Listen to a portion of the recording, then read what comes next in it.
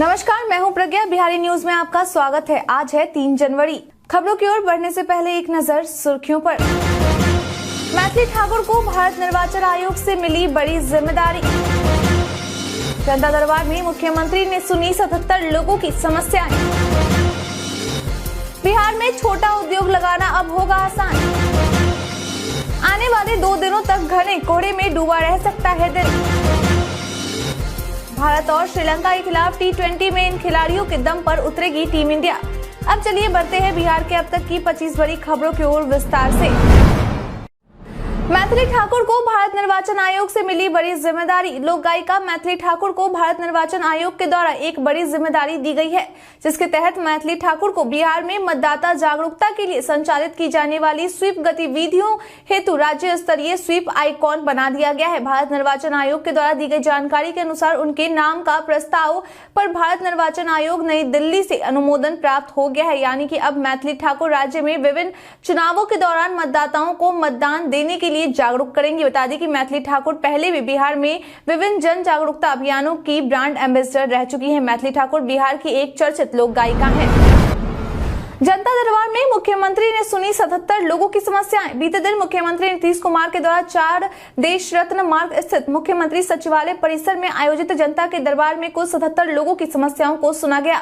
इस दौरान उन्होंने सामान्य प्रशासन विभाग, गृह विभाग, राजस्व एवं भूमि सुधार विभाग, मद्य निषेध विभाग, उत्पाद एवं निबंधन विभाग समेत कई विभाग से जुड़ी समस्याएं सुनी और संबंधित विभागों के अधिकारियों को समाधान के लिए समुचित कार्रवाई के निर्देश दिए। मुजफ्फरपुर जिले के आई एक लड़की के द्वारा शिकायत की गई थी कि उसके इकलौते भाई की षड्यंत्र के तहत 2 साल पहले हत्या कर दी गई थी, लेकिन अब तक दोषी को गिरफ्तारी नहीं किया गया। बक्सर जिला से एक किसान ने मुख्यमंत्री से गुहार लगाते हुए कहा कि कर्मनाशा नदी से बालू अवैध उत्खनन पर रोक लगाई जाए। हम लोगों को खेती की जमीन इससे प्रभावित हो रही है। मुख्यमंत्री के समक्ष इस तरह के कई मामले आए, जिस पर उन्होंने संबंधित विभाग के अधिकारी को कार्रवाई करने का निर्देश दिया।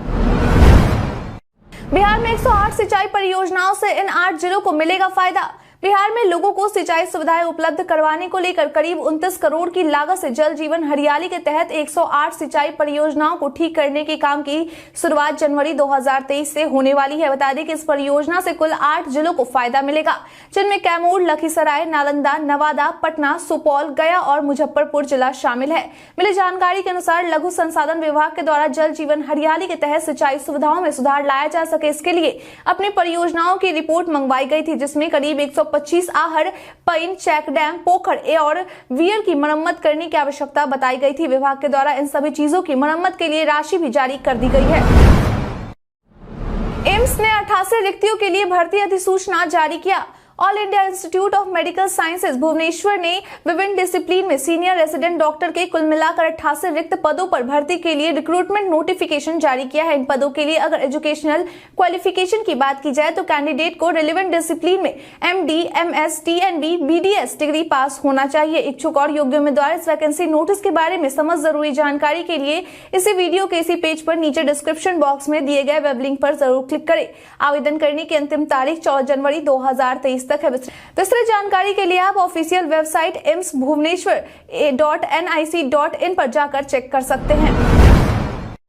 बिहार में छोटा उद्योग लगाना अब होगा आसान। प्रधानमंत्री सूक्ष्म खाद्य उन्नयन योजना के तहत बिहार में खाद्य प्रसंस्करण और संबंधित छोटे छोटे उद्योग खोलने के लिए राज्य सरकार के द्वारा अगले 3 साल तक अनुदान और वित्तीय सहायता देने के लिए रणनीति बनाई गई है। बता दें कि अब तक इस योजना में 459 करोड़ रुपए की स्वीकृति भी दे दी गई है। आपकी जानकारी के लिए बता दें कि पहले यह योजना कृषि विभाग के द्वारा चलाई जाती थी, लेकिन अब यह योजना उद्योग विभाग के द्वारा संचालित की जाएगी। वहीं चालू वित्तीय वर्ष में अभी तक 191 नई परियोजनाओं के लिए 75 करोड़ रुपए का बजट मंजूर किया गया है। इस योजना के तहत प्रमोशन या ब्रांडिंग पर भी काम किया जाता है। बिहार के पर्यटन में आज हम बात करेंगे शेरगढ़ किला के बारे में। शेरगढ़ किला बिहार के रोहतास जिले के पास स्थित है, जिसे बादशाह शेरशाह सूरी ने बनवाया था। कैमूर की पहाड़ियों पर मौजूद इस किले की बनावट दूसरे किलों से बिल्कुल अलग है। यह किला इस तरह से बनाया गया है कि बाहर से यह किला किसी को भी नहीं दिखता। किला 3 तरफ से जंगलों से घिरा हुआ है, जबकि इसके एक तरफ दुर्गावती नदी है। इस किले में सैकड़ों सुरंगें और तहखाने हैं, जिनके बारे में कहा जाता है कि ये सुरंगें कहाँ खुलती है, इसके बारे में आज तक किसी को भी पता नहीं है। किले के अंदर जाने के लिए एक सुरंग से होकर गुजरना पड़ता है, जो कि आपको कुछ समय के लिए इतिहास में होने का अनुभव कराता है। कहते हैं कि अगर इन सुरंगों को बंद कर दिया जाए जाए तो किला किसी को दिखाई भी नहीं देगा। बता दें कि यहाँ पहुंचने के लिए कोई साधन नहीं है, लोगों को पहाड़ियों पर चढ़ के जाना पड़ता है। बिहार में वस्त्र एवं चर्म उद्योग के लिए 24 लाख वर्ग फीट स्थान उपलब्ध। वैसे लोग जो वस्त्र एवं चर्म उद्योग स्थापित करना चाहते हैं, ये खबर उनके लिए है। बिहार सरकार के द्वारा प्लग एंड प्ले के तहत वस्त्र एवं चर्म उद्योग से जुड़े निवेशकों व नए उद्यमियों के लिए राज्य के औद्योगिक क्षेत्रों में 24 लाख वर्ग फीट स्थान उपलब्ध कराई जाएगी। बता दें कि बिहार के उप मुख्यमंत्री तेजस्वी यादव के द्वारा अपने सोशल मीडिया के माध्यम से कहा गया है कि वैसे लोग जो दूसरे राज्यों में जाकर काम करते हैं, वे प्लग एंड प्ले सुविधा के तहत अपना निजी कारोबार अपने ही राज्य में शुरू कर सकते हैं। इस तरह वे अपने उद्योग का मालिक बन सकते हैं। अगर कोई व्यक्ति इस औद्योगिक क्षेत्र में स्थान लेने के लिए किसी प्रकार की जानकारी हासिल करना चाहते हैं तो वे उद्योग विभाग के हेल्पलाइन नंबर पर कॉल करके पता कर सकते हैं। विश्व के सबसे बड़े सीता मंदिर के भूमि पूजन में शामिल होंगे राष्ट्रपति और प्रधानमंत्री। साल 2023 में सीतामढ़ी के बखरी में विश्व के सबसे ऊंची 251 फीट की मंदिर की नींव रखी जाएगी। तो वहीं दूसरी ओर पुनौरा धाम में मकराना पत्थर से बनने वाली दिव्य सीता उद्भव मंदिर की आधारशिला रखी जाएगी। इस दिशा में प्रक्रिया भी शुरू कर दी गई है। मिली जानकारी के अनुसार मंदिर के भूमि पूजन में प्रधानमंत्री और राष्ट्रपति भी शामिल हो सकते हैं। आपकी जानकारी के लिए बता दें कि यहाँ मंदिरों के चारों ओर 194 गुना 194 फीट की परिधि में उत्कृष्ट मकराना पत्थर का इस्तेमाल कर वास्तुशिल्प के 61 दिव्य मीनारों का निर्माण किया जाएगा। इसके लिए स्वीकृति प्रदान कर दी गई है। वहीं बखरी में सीता माता की 9 विग्रह स्वरूप की 251 फीट की प्रतिमा के निर्माण के लिए 24.39 एकड़ भूमि उपलब्ध कराई गई है। बिहार में बिजली की किल्लत को पूरा कर सकेंगे विभिन्न जिलों के ग्रिड। अब बिहार में बिजली की किल्लत नहीं हो पाएगी।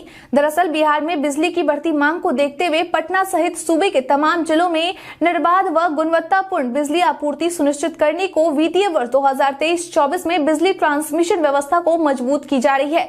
इसके तहत सूबे की पीक डिमांड 7,521 मेगावाट तक होने की संभावना है। इसी को देखते हुए होल्डिंग कंपनी उसकी पूर्ति के लिए जरूरी 13,540 मेगावाट क्षमता से अधिक का ट्रांसमिशन नेटवर्क तैयार कर रही है। इस ट्रांसमिशन नेटवर्क की यह खासियत है कि बड़ी आबादी को रोटेशन पर बिजली की सुविधा मिल सकेगी, लो वोल्टेज से राहत मिलेगी, फॉल्ट की परेशानी दूर होगी और साथ ही पुराने उपकेंद्रों व लाइन पर बोझ को घटाया जा सकेगा। नए साल में बिहार में होगी लाखों नौकरियों की भरमार। बीते दिन बिहार सरकार के मंत्री समीर महासेठ ने ट्वीट कर यह जानकारी दी है कि जल्द ही बिहार के लाखों युवाओं को नए साल में शिक्षा विभाग, स्वास्थ्य विभाग और गृह विभाग में बहाली की जाएगी। उन्होंने ट्वीट करते हुए लिखा कि बिहार के युवा रहे तैयार, आ रही है नौकरियों की भरमार। इसके साथ ही उन्होंने एक तस्वीर लगाई है जिसकी मदद से उन्होंने बताया है कि शिक्षक व अन्य कर्मियों की बहाली 3.85 लाख पदों पर की जाएगी। तो वहीं डॉक्टरों, नर्स, स्वास्थ्य कर्मी इत्यादि की स्वास्थ्य विभाग में 1.68 लाख पदों को भरा जाएगा। इसके साथ ही गृह विभाग में दरोगा, सिपाही आदि पदों पर लगभग 1 लाख पदों पर बहाली की प्रक्रिया पूरी की जाएगी। पटना में उठा सकेंगे फ्लोटिंग रेस्टोरेंट का लुत्फ। नए साल के मौके पर पटना वासियों के लिए फ्लोटिंग रेस्टोरेंट की एक बार फिर से शुरुआत कर दी गई है। बता दें कि यह बिहार का पहला फ्लोटिंग रेस्टोरेंट है जिसका नाम MV गंगा विहार है। इसे 5 साल बाद फिर से शुरू कर दिया गया है। मालूम हो कि इस क्रूज के रिपेयरिंग का जिम्मा सरकार के द्वारा Sandhya market construction and service private limited को दिया गया था, जिन्होंने IIT खड़गपुर के सहयोग से इसका रिपेयरिंग का काम सितंबर महीने में शुरू किया था, जिसे अब पूरा कर लिया गया है। दरअसल इस क्रूज को बिहार सरकार के द्वारा पूरे 2 करोड़ में खरीदी थी, लेकिन 2017 में यह खराब हो गया था, जिसके बाद इसे ठीक कर एक बार फिर से शुरू किया जा रहा है। बताते चले कि इस जहाज में 75 सीटें हैं। वहीं इसकी शुरुआत होने से गंगा पर्यटन को काफी बढ़ावा मिल सकता है। नवादा में शराब के खिलाफ छापेमारी कर 2 भट्टियों को किया ध्वस्त। बिहार के सारण में जहरीली शराब से हुई मौत के बाद पुलिस महकमा और उत्पाद विभाग की टीम शराब माफियाओं के खिलाफ लगातार अभियान चला रही है। इसी कड़ी में बीते दिन गुप्त सूचना के आधार पर नवादा के हिसुआ थाना की पुलिस के द्वारा थाना क्षेत्र में तरौनी गांव के बघाड़ में छापेमारी की गई। इस दौरान पुलिस के द्वारा 25 लीटर शराब जब्त किया गया और साथ ही 2 आवेश रूप से संचालित शराब भट्टी को ध्वस्त भी किया गया। हालांकि छापेमारी के दौरान किसी व्यक्ति की गिरफ्तारी नहीं की जा सकी है, क्योंकि वे सभी छापेमारी की सूचना मिलते ही फरार हो चुके थे। थानाध्यक्ष मोहन कुमार के द्वारा दी गई जानकारी के अनुसार उन्हें गुप्त सूचना मिली थी कि तरौनी बघाड़ में अवैध रूप से महुआ शराब का निर्माण किया जा रहा है। सूचना मिलते ही हिंथाना के SI लल्लन कुमार, हिमांशु पप्पू ने पुलिस बल के साथ छापेमारी की, जिसमें 200 लीटर महुआ मौके पर विनष्ट किया गया। आने वाले 2 दिनों तक घने कोहरे में डूबा रह सकता है दिन। मौसम विभाग के अनुसार बिहार के अधिकांश क्षेत्रों में आने वाले 2 दिनों तक घना कोहरा छाए रहने की संभावना है। ऐसे में लोगों को पूरे दिन ठंड का एहसास होगा। मौसम विज्ञान केंद्र के अनुसार दक्षिण बिहार, विशेषकर दक्षिण पश्चिम और मध्य बिहार में जनवरी में कड़ाके की ठंड पड़ सकती है, जबकि उत्तरी और पूर्वी बिहार में ठंड कुछ कम महसूस होने की संभावना है। आईएमडी के वरिष्ठ मौसम वैज्ञानिकों की तरफ से जारी रिपोर्ट के अनुसार दक्षिण पश्चिमी और उत्तर पूर्वी बिहार में मौसम असामान्य रह सकता है। शेष बिहार में तापमान सामान्य के करीब ही रहने का पूर्वानुमान है। अगले 2 दिनों तक अधिकतम तापमान 20 डिग्री सेल्सियस और न्यूनतम तापमान 10 डिग्री सेल्सियस से कम रहने की संभावना है।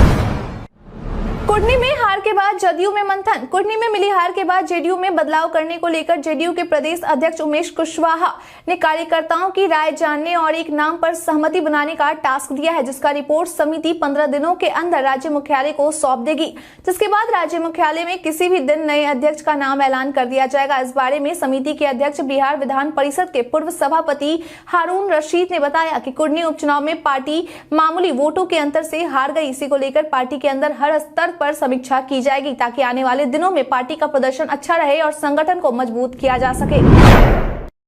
नए साल में पापा बन सकते हैं तेजस्वी यादव। नए साल में आरजेडी सुप्रीमो लालू प्रसाद यादव के घर बच्चे की खुशियां आ सकती है। दरअसल मीडिया में चल रही खबरों के अनुसार लालू प्रसाद यादव के छोटे बेटे और राज्य के उप मुख्यमंत्री तेजस्वी यादव पिता बनने वाले हैं। फिलहाल अभी तेजस्वी यादव की पत्नी राजश्री यादव दिल्ली में डॉक्टरों की देखरेख में है। मिली जानकारी के अनुसार राजश्री मार्च में मां बन सकती है। हालांकि अब तक इस बात को लेकर लालू परिवार के किसी भी सदस्य की ओर से कोई पुष्टि नहीं की गई है। आपकी जानकारी के लिए बता दें कि तेजस्वी यादव और राजश्री यादव की शादी 2021 में अचानक दिल्ली में हुई थी। दोनों ने लव मैरिज की थी। हालांकि तेजस्वी के द्वारा शादी का कोई रिसेप्शन नहीं दिया गया था। पटना के तारामंडल को बनाया जा रहा आधुनिक। बिहार की राजधानी पटना में स्थित तारामंडल में आधुनिकीकरण का कार्य किया जाएगा, जिससे लोगों को 3D में तारों की दुनिया को करीब से देखने और समझने का मौका मिलेगा। तारामंडल के आधुनिकीकरण का कार्य करीब 36 करोड़ रुपए की लागत से किया जाना है। बता दें कि तारामंडल के आधुनिकीकरण में स्पेस एंड एस्ट्रोनॉमी गैलरी भी तैयार की जाएगी। इस गैलरी के निर्माण को पूरा करने के लिए राष्ट्रीय विज्ञान संग्रहालय परिषद के द्वारा 1 साल का समय दिया गया है। गैलरी में करीब 26 प्रदर्शनों के जरिए विजिटर्स को life in space, Galaxy, solar system व एस्ट्रोनॉमी से जुड़ी विस्तृत जानकारी लोगों को दी जाएगी। इसके निर्माण में करीब 2 करोड़ रुपए लग रहे हैं। बीजेपी ने नीतीश तेजस्वी के खिलाफ खोला मोर्चा। बीते दिन बिहार बीजेपी के अध्यक्ष संजय जायसवाल ने बिहार के मुख्यमंत्री और उप मुख्यमंत्री के खिलाफ अपना मोर्चा खोला है। उन्होंने नीतीश कुमार पर हमला करते हुए कहा कि राज्य में पर्याप्त मात्रा में यूरिया और डीएपी उपलब्ध है, लेकिन इसके बावजूद भी यहाँ के किसानों को यूरिया नहीं मिल रहा है। कृषि मंत्री को शर्म आनी चाहिए। इसके साथ ही उन्होंने तेजस्वी यादव को लेकर कहा कि उन्होंने जो अपनी संपत्ति का ब्यौरा दिया है वह अपर्याप्त है। उन्हें अपनी मॉल की भी जानकारी देनी चाहिए। तेजस्वी यादव को अपनी उस संपत्ति का भी ब्यौरा देना चाहिए जो उन्हें प्रेमचंद गुप्ता से मिली है। उन्होंने अपनी संपत्ति को लेकर जो भी बयान दिया है वह आधी अधूरी है। उन्होंने कहा कि नीतीश कुमार के द्वारा पिछले 4 महीने में जितने भी नियुक्ति पत्र बांटे गए हैं वे सभी उस समय की है जब बीजेपी और जेडीयू की सरकार थी। तेजस्वी यादव की संपत्ति विवाद पर जगदानंद सिंह ने बीजेपी को दिया करारा जवाब। राजद प्रदेश अध्यक्ष जगदानंद सिंह ने राज्यसभा सांसद सुशील मोदी के द्वारा बिहार के उप मुख्यमंत्री तेजस्वी यादव के संपत्ति का ब्यौरा देने पर सवाल खड़ा करने को लेकर बीजेपी को करारा जवाब दिया है। उन्होंने कहा कि बिहार में मुख्यमंत्री के द्वारा संपत्ति का ब्यौरा देने की बात कही गई है, जिसके बाद हर साल जितने भी मंत्रिमंडल के सदस्य होते हैं वह अपनी संपत्ति का ब्यौरा ईमानदार तरीके से दे देते हैं, लेकिन ऐसी व्यवस्था केंद्र सरकार क्यों नहीं लागू करती है। उन्होंने कहा कि बिहार में अच्छी व्यवस्था है और जहां तक बीजेपी के नेताओं की बात है तो बीजेपी के अगर बिहार सरकार के किसी मंत्री के संपत्ति के विवरण का बयान देते हैं तो उन्हें अच्छे से समझ लेना चाहिए कि जो संपत्ति का ब्यौरा मंत्रियों ने दिया है वह जारी की जाती है, और अगर ऐसे में उन्हें कहीं से कोई शक लगता है तो वह कोर्ट में क्यों नहीं जाते। बिहार में जनसभा करने आ रहे सोनिया, राहुल और प्रियंका गांधी। वर्ष 2024 के लोकसभा चुनाव को लेकर कांग्रेस की ओर से बिहार में अपनी जड़ों को मजबूत करने की पूरी कोशिश की जा रही है। इसी के तहत बिहार में 5 जनवरी से राष्ट्रीय अध्यक्ष मल्लिकार्जुन खड़गे के नेतृत्व में बिहार यात्रा की शुरुआत की जा रही है। लेकिन अब इस यात्रा में न केवल मल्लिकार्जुन खड़गे शामिल होंगे बल्कि सोनिया गांधी, राहुल गांधी और प्रियंका गांधी भी इस यात्रा में शामिल होंगे। इस यात्रा की सबसे खासियत यह है कि खुद सोनिया गांधी और प्रियंका गांधी पटना में रैली को संबोधित करेंगी। वहीं राहुल गांधी समापन यात्रा के दिन बोधगया में जनसभा को संबोधित करेंगे। आपकी जानकारी के लिए बता दें कि इस यात्रा की शुरुआत बिहार के बांका जिले से हो रही है, जो कि भागलपुर, खगड़िया, बेगूसराय, समस्तीपुर, दरभंगा, मधुबनी, सीतामढ़ी, शिवहर, मुजफ्फरपुर, वैशाली, पटना, आरा, बक्सर, कैमूर, रोहतास, औरंगाबाद होते हुए बोधगया में समाप्त होगी। भारत और श्रीलंका के खिलाफ T20 में दम दिखाने उतरेगी टीम इंडिया। भारत और श्रीलंका के खिलाफ 3 मैच की T20 सीरीज का पहला मैच मंगलवार को यानी कि आज ऐतिहासिक वानखेड़े के मैदान पर खेला जाएगा। यह सीरीज भारतीय युवा टीम के कंधों पर होगी। कप्तान रोहित की अनुपस्थिति में ईशान किशन और ऋतुराज गायकवाड़ ओपनिंग कर सकते हैं। इस सीरीज में रोहित की जगह पांड्या कप्तान और पहली बार सूर्य कुमार यादव को उप कप्तान बनाया गया है। वहीं चोट लगने की वजह से जसप्रीत बुमराह, रविंद्र जडेजा, कप्तान रोहित शर्मा जैसे खिलाड़ी अभी भी टीम से बाहर है। इस सीरीज के लिए केएल राहुल और विराट कोहली को आराम दिया गया है। सलामी बल्लेबाज की जिम्मेदारी का एक छोर हरफन मौला बल्लेबाज ईशान किशन संभालते आएंगे। 3 नंबर पर स्काई बल्लेबाजी करते नजर आएंगे। वहीं नंबर 4 पर खुद हार्दिक पांड्या खेलते हुए नजर आएंगे। फिलहाल संजू नंबर 5 और दीपक हुड्डा नंबर 6 पर खेल सकते हैं। ऑलराउंडर के तौर पर टीम इंडिया के पास वाशिंगटन सुंदर और अक्षर पटेल है। तेज गेंदबाजी में अर्शदीप सिंह और हर्षल पटेल की जोड़ी धमाल मचा सकती है। मोदी सरकार के नोटबंदी फैसले को सुप्रीम कोर्ट ने ठहराया सही। उच्चतम न्यायालय के जस्टिस एस.ए. नजीर की अध्यक्षता वाली 5 न्यायाधीशों की संविधान पीठ के द्वारा वर्ष 2016 में केंद्र सरकार के द्वारा 1000 और 500 रुपए के नोटों को बंद करने संबंधी सरकार के फैसले को चुनौती देने वाले attorney general R Venkataramani, RBI के वकील और वरिष्ठ अधिवक्ता पी चिदम्बरम तथा श्याम दीवान समेत याचिकाकर्ताओं पर अपना फैसला सुनाते हुए सही ठहराया है। इस मुद्दे पर शीर्ष अदालत का कहना है कि नोटबंदी से पहले केंद्र और आरबीआई के बीच सलाह मशवरा हुआ था। इस तरह के उपाय को लाने के लिए एक उचित साठगांठ होती है और हम मानते हैं कि नोटबंदी आनुपातिकता के सिद्धांत से प्रभावित नहीं हुई थी। जस्टिस गवई ने कहा कि निर्णय लेने की प्रक्रिया को सिर्फ इसलिए गलत नहीं ठहराया जा सकता क्योंकि प्रस्ताव केंद्र सरकार की ओर से आया था। भारत के इतिहास में आज की तारीख है बेहद खास। रविंद्रनाथ टैगोर ने शांति निकेतन में पौष मेला का उद्घाटन 1894 में किया। शांति निकेतन में ब्रह्मचार्य आश्रम 1901 में खुला। अलीगढ़ का एंग्लो ओरिएंटल कॉलेज 1920 में अलीगढ़ मुस्लिम विश्वविद्यालय में रूपांतरित हुआ। महात्मा गांधी लॉर्ड इरविन से 1929 में मिले।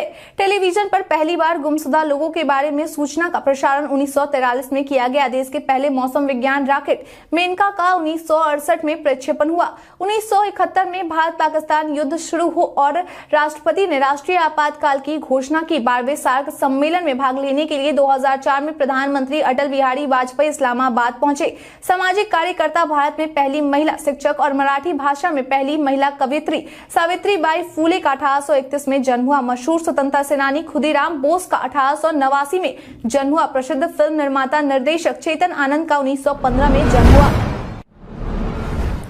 वायरल खबर में आज हम बात करेंगे बिलों का अपडेट करने के बारे में। सोशल मीडिया पर कई सूचनाएं वायरल होती है लेकिन सभी सच हो ये जरूरी नहीं है। इसी कड़ी में आज हम बात करेंगे बिलों को अपडेट करने के बारे में। दरअसल पीआईबी ने अपनी एक ट्वीट में लिखा है कि दावा किया जा रहा है कि ग्राहकों को अपने बिलों को अपडेट करने की जरूरत है ताकि कनेक्शन कटने से बचाया जा सके, जो दिए गए हेल्पलाइन नंबर पर कॉल करके किया जा सकता है। पीआईबी ने अपने ट्वीट में आगे लिखा है कि दावा फर्जी है। मेन ऑफ पावर के द्वारा यह नोटिस जारी नहीं किया गया है। अपनी व्यक्तिगत और वित्तीय जानकारी साझा करते समय सतर्क रहें।